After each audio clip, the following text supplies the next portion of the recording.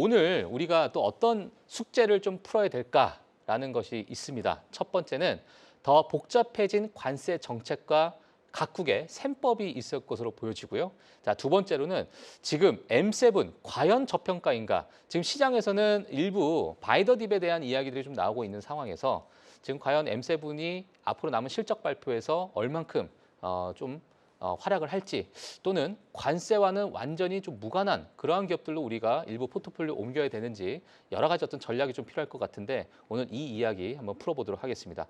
자, 마지막으로는 실적 발표 관전 포인트가 무엇이 있을지 같이 체크를 좀 해보도록 하겠고요. 자, 이러한 숙제를 풀어주실 테이버 작가님을 모시고 이야기 이어가도록 하겠습니다. 안녕하세요. 안녕하세요. 예, 반갑습니다. 오래간만에 또 방송을 저와 함께 또 하게 오랜만에 됐습니다. 뵙습니다. 예. 지금 오늘 지금 10년물 국채 금리, 달러 인덱스 뭐 봐야 될 게 너무 많은데 테이버님이 좀 보시기는 어때요? 지금 시장 분위기가? 지금 오늘 핵심적으로 봐야 된다라고 생각을 하는 거는 예. 저 같은 경우에는 달러지 않냐 달러. 이렇게 생각을 하는데 예. 일단은 우리가 뭐 이 과거를 좀 되짚어 보면은 처음에 관세가 나오자마자 제일 먼저 좀 싸게 말해서 털린 곳이 예. 주식이었습니다. 주식. 롱 포지션 한번 싹 이제 좀 밀어내고요. 예. 그러고는 채권에 대해서도 한번 싹 밀어내는 모습을 보였죠. 음. 그리고는 지금 달러에 대해서 어찌 보면은 이제 투매가 발생을 하고 있고 특히 지난주에 파월에 대해서 이제 해고를 하겠다라는 이야기도 나오면서 달러에 대한 신뢰도가 떨어지고 있다라는 이런 이야기가 나오는데 예. 그러면은 지금 트럼프는 이미 그 약점을 노출한 상황이에요. 네. 그러는 시장에 지금 썰로 돌고 있는데 중국이 트럼프의 전화를 무시했다 이런 얘기도 나오고 있고 그러고는 지금 이시바 시게루 총리 같은 경우에도 일본이 무조건 양보를 하진 않을 거다 이렇게 얘기를 하고 있습니다. 협상 테이블에서 얘기 나오는 게 협상에서 미국이 밀어붙이고 있는 이런 부분을 과거처럼 다른 국가들이 이제 오케이하고 수용하진 않는 상황이다. 그리고는 특히 미국이 요구하는 게 수준이 상당히 높다라고 이야기가 나오고 있다 보니까 예. 그런 부분이 있어가지고 지금 오히려 다른 국가들의 반발에 사는 거 아니냐. 그리고는 또 반발뿐만 아니라 이야기가 나오는 게 불매운동도 상당히 이제 심각하게 확산이 맞아요. 되고 있습니다. 예. 유럽 같은 경우에는 맥도날드 같은 경우에는 매장에 불을 지르는 경우도 있고요. 불매운동하자라는 얘기도 나오고 우리나라 기준으로 2019년도에 이제 보이콧 재팬했던 그러한 그 보이콧 재팬과 같은 그런 운동들이 뭐 독일이나 아니면은 북유럽, 동유럽 그리고는 캐나다 이런 데서 많이들 좀 발생하고 있는 상황이다 보니까 이 부분에서 실제로 이제 기업들이 어느 정도로 올해 가이던스를 좀 낮춰서 발표를 할 건가 이런 게 이번 주에 우리가 체크해봐야 되는 포인트가 될 거다. 예. 그리고는 트럼프가 지금 약간 코너에 몰렸다는 평가를 많이 받고 있는데 예. 국내에서도 이 시위가 확산되고 있는 중이고 그런 부분에서 공화당 내부에서도 중간 선거가 벌써부터 거론되고 있다라는 점 그리고는 채권 시장이라든지 달러라든지 이런 쪽에 이제 계속해서 공격이 들어오니까 이런 부분이 이미 약점이 노출이 됐어요. 그러니까 우리가 정치가 됐든 아니면은 뭐 외교가 됐든 간에 약점이 있다라는 것이 노출된 상황에서는 그 부분을 집요하게 파고들 수밖에 없는데 예. 이걸 파고들고 있다 보니까 이런 부분이 있어가지고 과연 트럼프가 어떤 수준의 협상안을 실제로 제시를 하게 될 것인가. 그리고 이 부분에서 일본이 지금 상당히 좀 배째라 마인드 이렇게 나오고 있고 그리고는 이게 중국 같은 경우에도 뭐 연락 안 돼 이런 얘기가 나오고 있는 그런 모든 것들이 오히려 트럼프의 결정을 강요하고 있는 중이다. 그런 부분은 우리가 좀 지켜보시면서 예. 시장이 지금 뭐 제가 달러도 말씀을 드렸지만 일단 S&P 500 차트도 좀 중요한 상황인데 S&P 500 차트가 지금 이렇게 보시면은 약간 흘러내리고 있는 모양새를 보이고 있습니다. 근데 이 부분에서 오늘도 지금 선물 시장에서 빠지고 있는 중이지만 차트가 상당히 안 좋은 차트예요. 일단 한번 바닥을 확인하고 반등을 했으나 그 이후에 계속해서 나스닥 21선을 맞고 떨어지는 중이긴 한데 예. 이렇게 쭉 흘러내리는 모습을 보이다 보니까 이 부분에서는 이렇게 되면은 전저저까지 밀릴 수 있다. 그러한 이런 좀 의견들이 확산될 수 있다라는 점에서는 예. 이게 지금 매수가 부재한 그런 모습. 시장은 말 그대로 협상이라고 하는 그런 걸 제대로 좀 듣고 싶어 하는데 일본도 협상이 안 된다. 중국과 연락이 안 된다. 이러면은 시장에서는 아직 살 때가 아니구나라고 손을 좀 걷어들일 수 있다 보니까 이게 네. 지금 문제가 되고 있습니다. 아니 근데 지금 협상에 대한 이야기들이 물론 관세도 관세지만 오늘 또 비관세에 관련된 이야기 뭐 비관세는 사실 몇 주 전부터 계속 나왔었잖아요. 근데 비관세라는 것은 이게 뭐 지금 뭐 1, 2주 만에 협상될 수 있는 품목이 아니잖아요. 너무나도 많고. 자, 이렇다는 점은 사실상 이게 너무나도 장기화될 수밖에 없는 협상의 단계니까 시장에서는 그런 부분을 또 받아들이고 있지 않나. 근데 이렇게 이게 생각되는데. 비관세 장벽 같은 경우에는 예. 이미 USTR의 보고서에서 이미 나왔던 부분들입니다. 예. 우리나라 같은 경우에도 지금 망 사용료 이슈에 대해서도 계속 언급이 되고 있는 중이고요. 예. 그런 한국전력의 그러한 뭐 지배 구조 이런 것들도 계속 이야기가 나오고 있습니다. 우리나라 같은 경우에는 코로나 때도 바이든 정부 때도 얘기가 나왔던 게 한국에서 물건을 제조하는데 한국에서 이제 물건 제조에 들어가는 전기 요금이 전 세계 대비로 좀 비정상적으로 상대적으로 싸다. 맞아. 라는 얘기가 나왔어요. 왜냐하면 정부가 우리나라는 인프라를 쥐고 있기 때문에 예. 모든 적자를 한국전력이 이제 부담하는 그런 상황이 되다 보니까 오히려 에너지 가격이 흔들리게 되면은 우리나라 기업들의 물건의 가격 경쟁력 이런 게 올라가게 됩니다. 예. 그러니까 그런 부분에 있어서 이게 비관세 장벽이다라고 표현을 했던 부분이고 그 보고서는 매년 3월만 되면 나오는 보고서였었어요.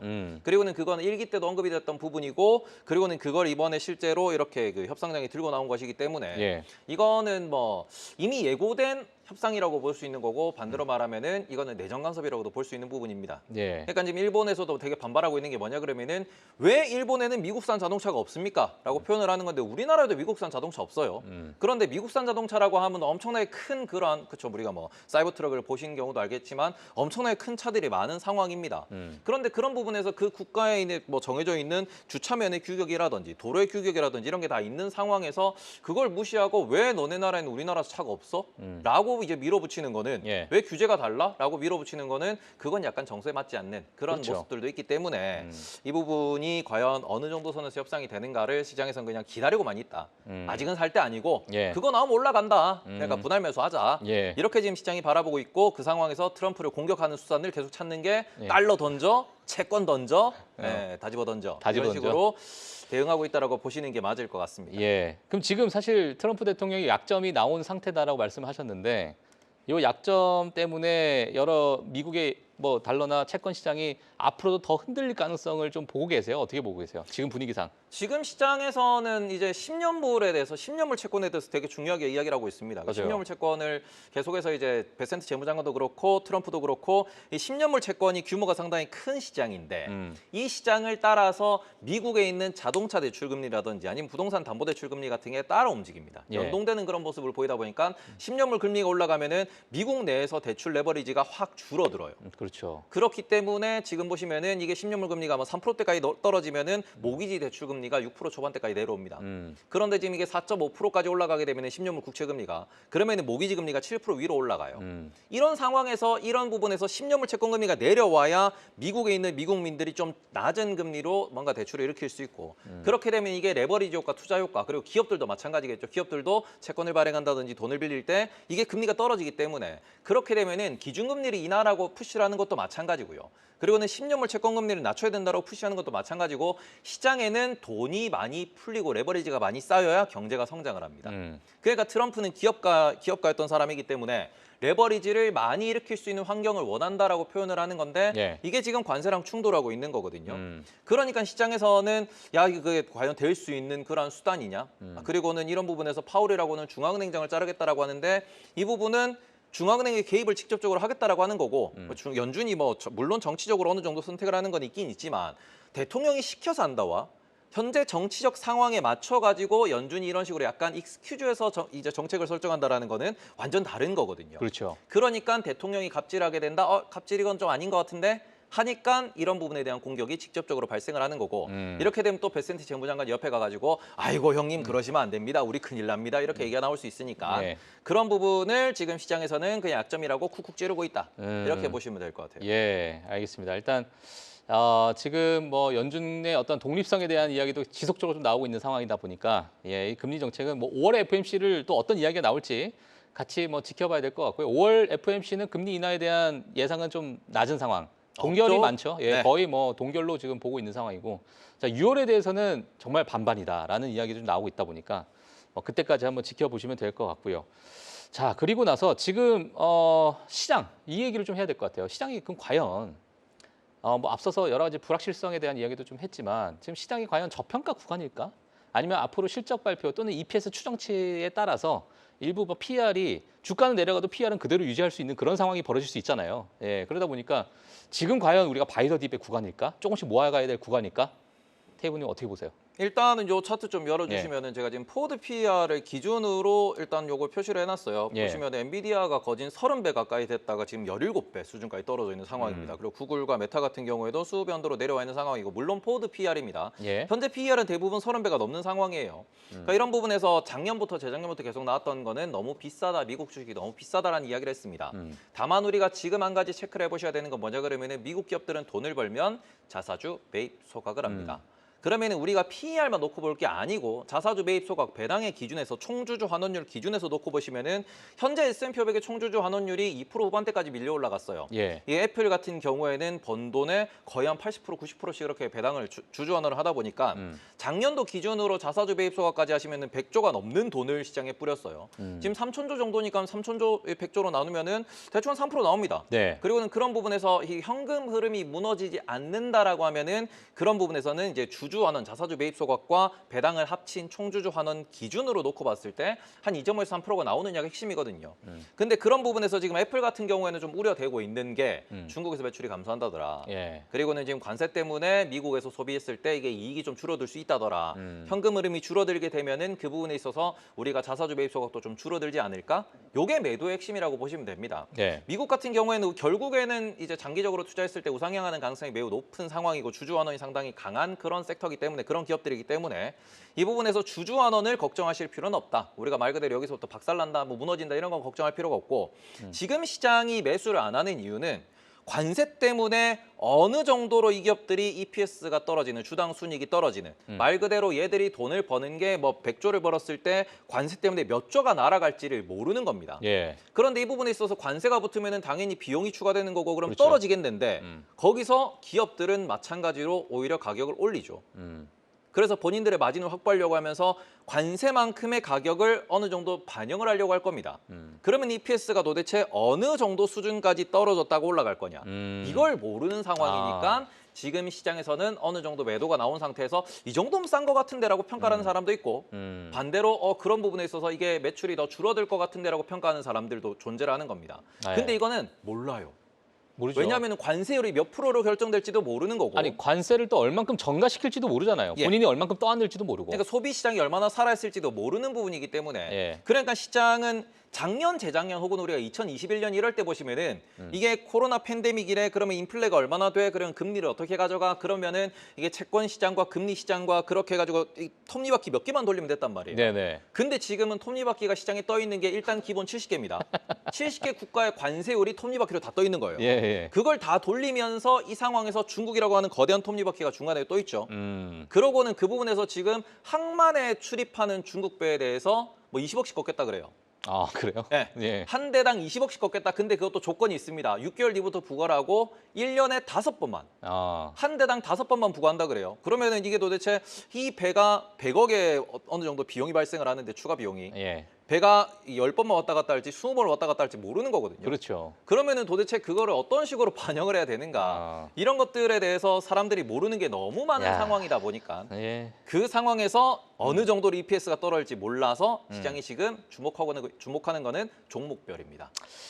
그래서 네. 이게 사실 변수가 난무한 상황에서는 네. 정수가 답이다라는 이야기를 하는데 네. 그 정수를 우리는 무엇을 봐야 됩니까? 지금 정수라고 했을 때 투자했을 때 제일 편한 건 뭐냐 그러면은 결국에는 S&P 500이 제일 편하다라고 생각을 하고요. 아 예. 네, 말 그대로 S&P 500에 이 S&P 500에 있는 기업들 같은 경우에는 미국에 있는 미국 기업들이 미국의 성장 혹은 글로벌 성장을 반영했을 때 그게 평균치가 나오는 게 에버리지가 나오는 게 이제 S&P 500이거든요. 그렇죠. 그러니까 우리가 VO라든지 SPO라든지 이런 ETF 같은 경우가 지금은 가장 투자기가 좀 뭐 무난하다라고 볼 수 있는 대목이고 무난하다.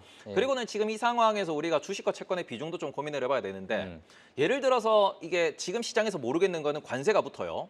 그럼 가격이 올라요. 예. 가격이 오르고 인플레가 올라옵니다. 예. 그리고 인플레가 올라오는 과정에서 소비가 줄어요. 경기가 둔화됩니다.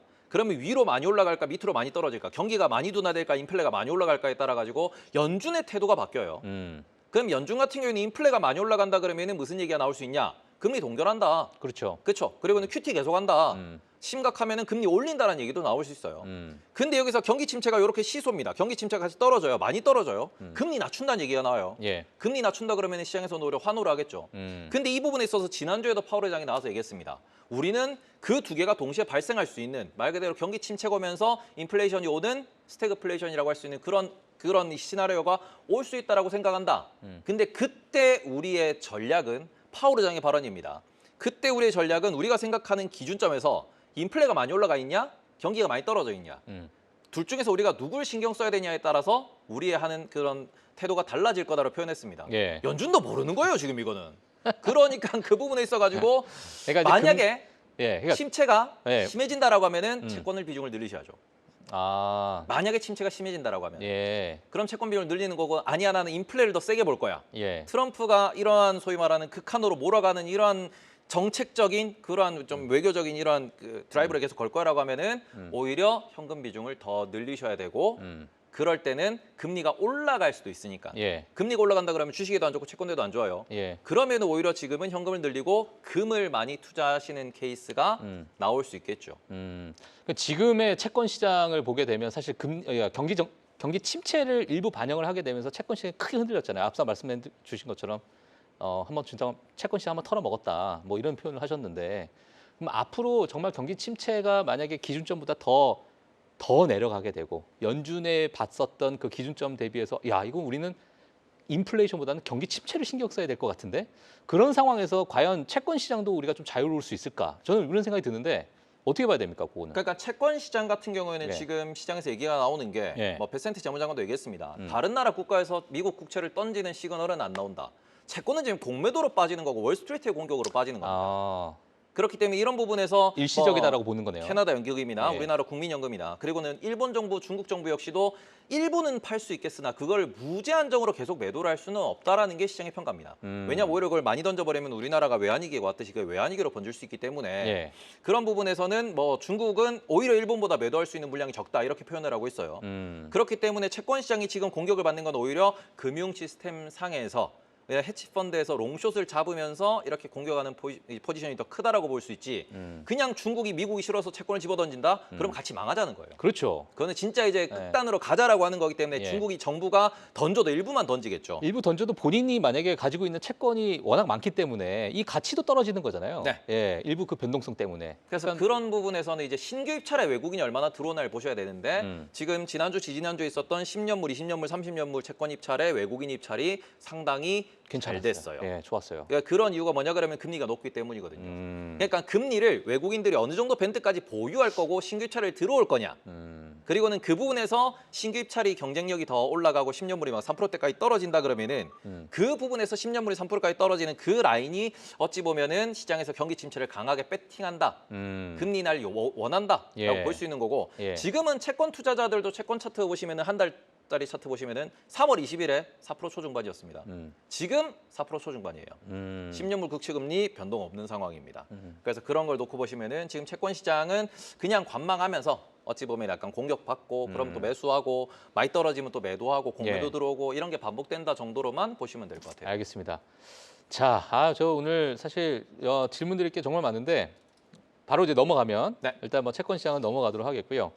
지금 약간의 그 많은 개인 투자자분들이 예를 들면 바이더 딥을 좀 생각하시는 분들 분명히 있을 것 같고, 야 생각해 보니까 관세와 그렇게 크게 관련이 없는 기업들은 이제 주가가 견고한 것 같은데, 뭐 최근에 뭐 넷플릭스 실적 발표도 나왔습니다만 너무나도 좋은 실적 발표를 좀 내놨고 가이던스도 상당히 좋게 나왔어요. 뭐 이러다 보니까 이거 우리가 그냥 관세와 연관이 없는 종목들을 잘 골라서 포트폴리오를 그쪽으로 조금 우리가 비중을 좀 실어야 될까? 아니면 최근에 뭐 유럽 시장이 부상을 한다고 이야기가 좀 나오고 있으니까 미국을 좀 줄이고 유럽을 가야 될까? 여러 이제 포트폴리오의 변화가 좀 있을 것 같아요. 지금 시점에서. 테이버님께서 보시기에는 지금 뭐 어떻게 보고 계십니까? 지금은 유럽에 간다, 중국에 간다라고 선택지를 많이들 말씀을 하시는데 네.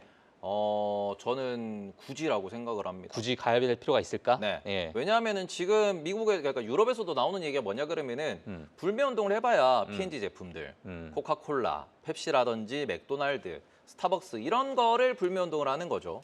그 상황에서 뭐 유튜브를 불매 운동을 한다. 그리고는 우리가 뭐 인스타그램 불매 운동을 한다. 불가능합니다. 그렇죠. 대체가 안 돼요. 예. 그렇기 때문에 결국에는 미국 증시를 이끌어가는 빅테크 기업들의 그런 대체 불가능성이 어찌 보면은 굳이 유럽으로 넘어갈 필요가 있을까? 지금 얘기 나오는 거 유럽에서 지금 불매운동 리스트 올라온 거 보시면은 대부분 소비재고 생필품이고 식음료입니다. 예. 그쪽 같은 경우에는 굳이 그걸 쫓아가지고 유럽으로 갈 필요는 없는 상황이고요. 그럼 유럽에서 잘 나간다거나 SAP 같은 경우에도 지금 보시면 미국에 상장돼 있고요. ASML도 미국에 상장이 돼 있고요.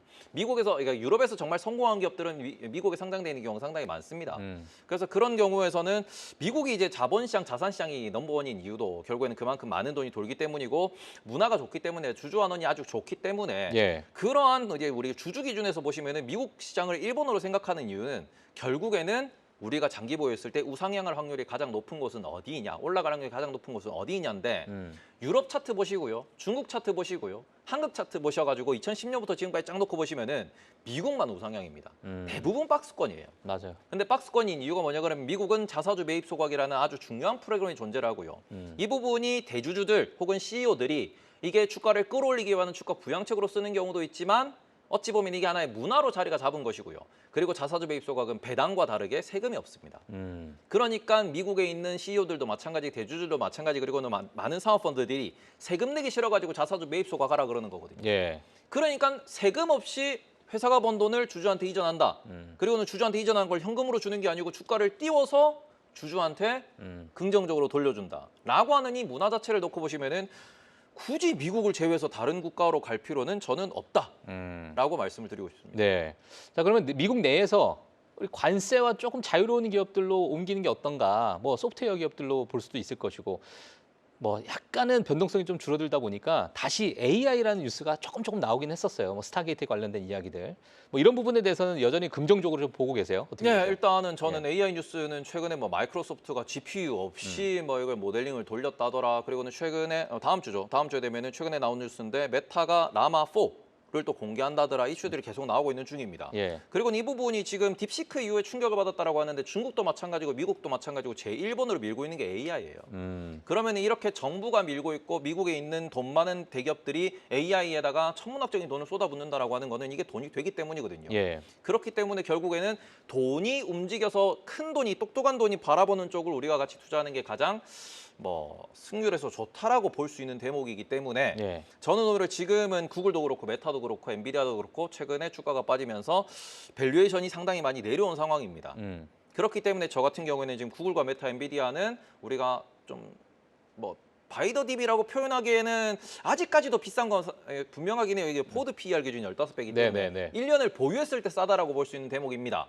다만 그럼에도 불구하고 지금 아마존까지도 우리는 좀 긍정적으로 보시면서 아마존도 지금 이게 AI 관련돼 가지고 LLM 모델을 공개한 상황이거든요. 예. 그럼 얘네들이 앞으로 그걸로 돈을 어떻게 벌 거냐는 뭐 차차 지켜봐야겠으나 계속해서 또 호재가 붙고 그리고 반등하는 구간에서는 제일 세게 반등하는 기업들이 AI 관련돼서 핵심적인 기술을 들고 있는 기업이 될 거다. 예. 그런 기업들 보시면 어떨까라고 생각하고 있습니다. 예, 알겠습니다. 그러면은 뭐 지금 빅테크에 대해서 일부 약간은 좀 매력적인 구간이다. 특히나 AI 관련된 노출돼 있는 기업들은 좀 매력적으로 볼 수 있을 것 같다. 이렇게 말씀을 해주셨고요.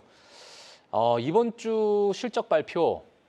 이제 실적 발표인데 테이버님께서 마지막으로 이 실적 발표에서 가장 생각을 하고 계시는 관전 포인트 뭐라고 생각하세요? 뭐 기업이 될 수도 있고 아니면 각 기업의 뭐 가이던스가 될 수도 있겠지만은 이번 주는 가장 중요한 게 뭘까요? 예. 구글이 제일 중요하다고 생각합니다. 이번 구글이 주는 왜냐면 중요하다. 구글의 실적 발표가 빅테크 중에서는 AI 관련돼 가지고는 가장 먼저 나온다고 볼 수 있는 대목이고.